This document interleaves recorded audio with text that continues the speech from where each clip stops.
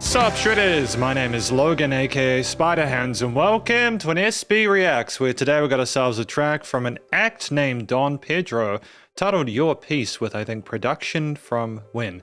And if we switch over to here, we got ourselves a track on the screen here on YouTube Music. And we're going to listen through this track from start till finish and we're going to hear what we think. Let's do it, let's go, what do we got? I like the way it bounces backwards and forwards.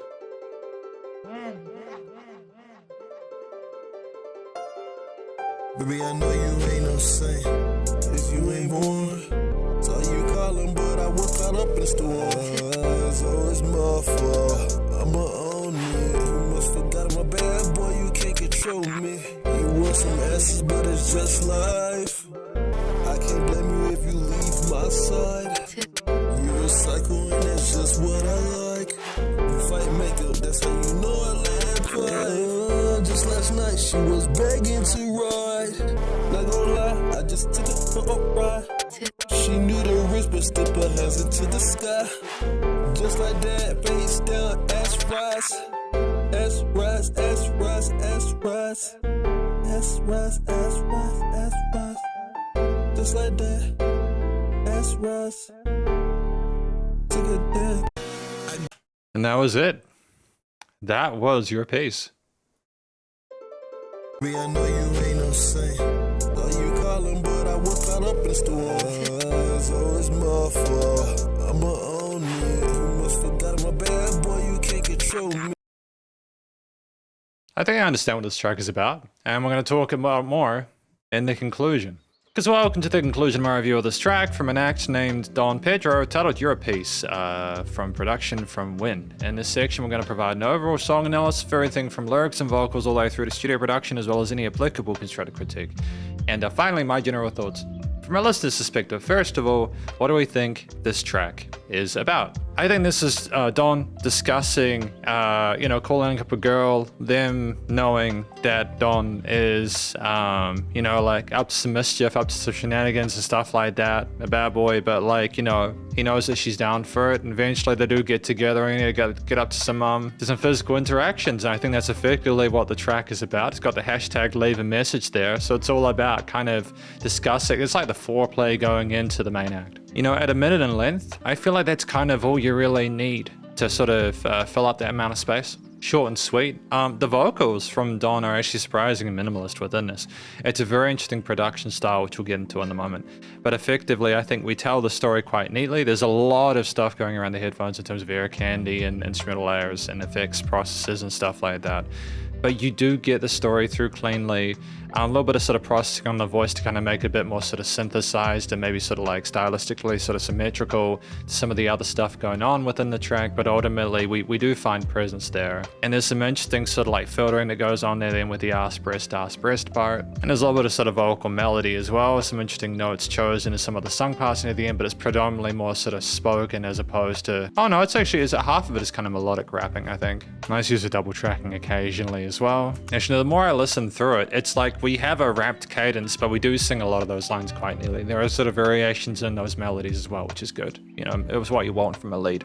The track itself at minute 04, in length if I'm not mistaken, is again well fleshed out. It's outside the 2 to 4 minute sweet spot where if it is less than 2 minutes, sometimes you're occasionally undercooking things. You're not allowing it really to sort of build, but again, with this sort of being more chapterized, it's totally fine. You've got this really interesting sort of like key sequencer coming in at the start there, which filters out and has some delay tails on it to make it sound a little bit more sort of hypnotic. And they kind of fade in and out there.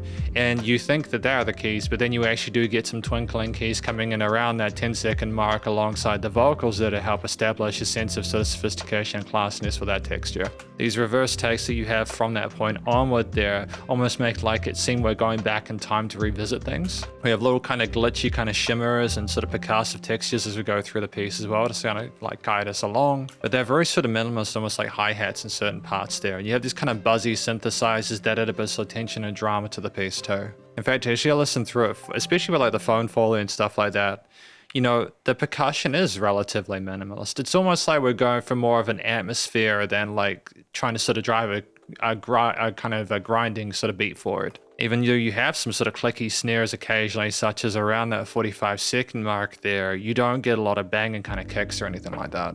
But I do dig that the piano is more sort of explorative, like around the 58-second mark there, where it kind of allows itself to flesh out its right hand neatly and explore the mid to upper ranges, alongside the occasional kind of laugh, kind of like sounds that I'm hearing as well. It's just a really sort of unique style of production there. I don't really hear a lot of music where we aren't too dependent on the percussion, but I think, again, maybe it's short enough that you can get away with it.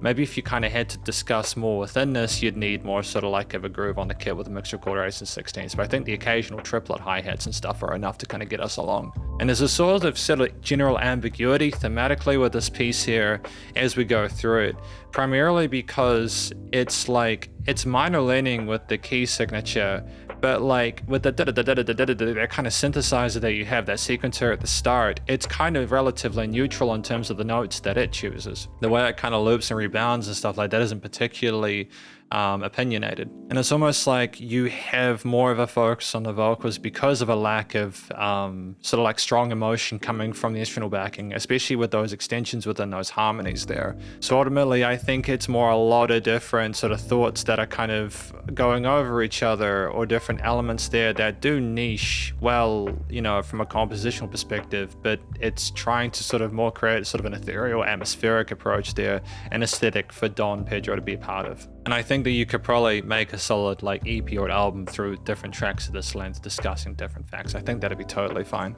From a studio recording, mixing and mastering perspective, I think the combination of different, like the phone calls, the lady spoken parts, the kind of other sampled elements there, combined with the kind of glitchy sort of like textures and timbres, the noises with the occasional hi-hats, the basses, the synths and the keys and everything like that, and the synth, that kind of filthy, kind of sizzly synth. The production in general was quite good. I like the way that things were leveled within the frequency spectrum, and the way that the music surrounds you in the stereo field there, especially with, again, those synth sequences at the start, how it kind of came in and outwards like they were breathing. I kind of dig that. Was kind of cool. The vocals were neatly produced there, where they had a bit of sort of like tuning or sort of like stylization to them, alongside the compression of some sort of like light reverb layers. But like there were slight touches made to each element within the mix to kind of make them distinct, but also in a way where they behave with each other. So there were no weird resonant frequencies. There was a dynamic range to the piece as well, especially near the end, where things became a bit more sort of like a bit less intense layer wise. And we finished the piece there, kind of having gone up and down an natural bell curve, nice and loud bit of pumping. Well, actually, not really any pumping, really. I mean, the bass did have presence with the 808 and stuff like that. And I think the bass did well sort of following the root notes there. I've got no real complaints about that. Ultimately, you know, no constructive critique for this one. From my general thoughts from a listener's perspective, it's a track where you hear it and you kind of understand the experience that Don Pedro has had here. You wonder what else they're going to talk about, but I feel like it's a good starting point that people will be able to relate to. It's just nice to hear people, be less reliant on percussion to push a beat forward there, to allow things to sort of sit and simmer in the ether. But thank you very much for watching my review of this track from an act named Don Pedro, titled Your Piece, featuring production from Win, if I'm not mistaken. Hopefully you enjoyed it. If you did, please go show them some love via their various social medias, including the YouTube music page. And stay cool and stay safe, and please remember to support your local musicians and artists at this point in time, as you need the help more than ever with the crazy stuff going on in the world. And I'll catch you in the next SB Reacts. Spiderhands out.